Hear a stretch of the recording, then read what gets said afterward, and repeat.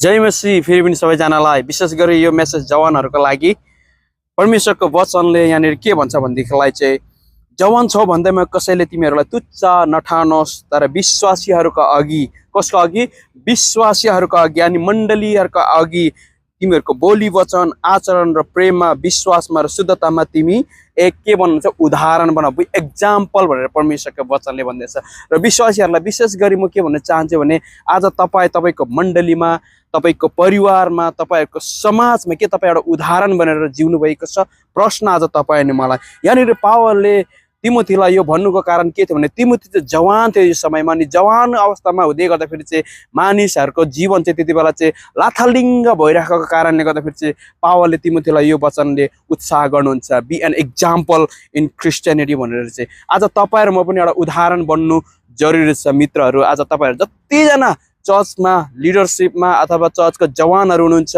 तपाईले यस्तो एउटा सेट गर्नुपर्ने हुन्छ कि एउटा इक्जाम्पल तपाईँ बन्नुपर्ने हुन्छ। आज त्यो इक्जाम्पल म तपाईहरुलाई बन्नको लागि इन्करेज गर्न चाहन्छु किनभने आज परमेश्वरको वचनमा जब हामी गहिरेर हिँड्छौँ भनेदेखिलाई चाहिँ परमेश्वरले हामीलाई पक्कै पनि एउटा यस्तो शक्तिशाली जाति भएर अगाडि बढ्नको लागि हामीलाई हौसला अनि उत्साह दिनुहुन्छ।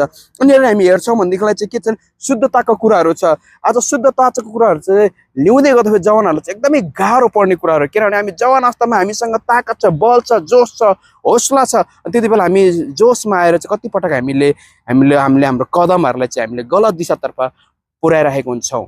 त्यसै कारणले गर्दाखेरि हामीलाई शुद्धतामा जिउनु एकदमै जरुरी छ अनि हामी साँच्चै नै एउटा प्युरिटी एउटा पवित्रतामा जिउनको लागि एउटा इक्जाम्पल भएर जिउनको लागि गाह्रो छ। तर गाह्रो अवस्थाबाट तपाईँ जब जानुहुन्छ भनेदेखिलाई परमेश्वरले तपाईँलाई एक दिन त्यो मुकुट दिनुहुन्छ जुन मुकुटको लागि तपाईँलाई यो पृथ्वीमा परमेश्वरले एउटा उद्देश्यपूर्वक पृथ्वीमा ल्याउनु भएको छ।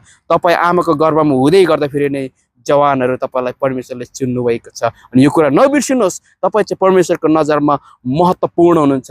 परमेश्वरको नजरमा तपाईँ एकदमै इम्पोर्टेन्ट हुनुहुन्छ। परमेश्वरको नजरमा तपाईँ चाहिँ बहुमूल्य हुनुहुन्छ।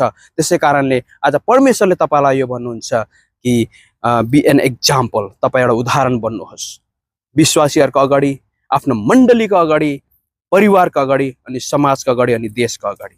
God bless you. जय मसी।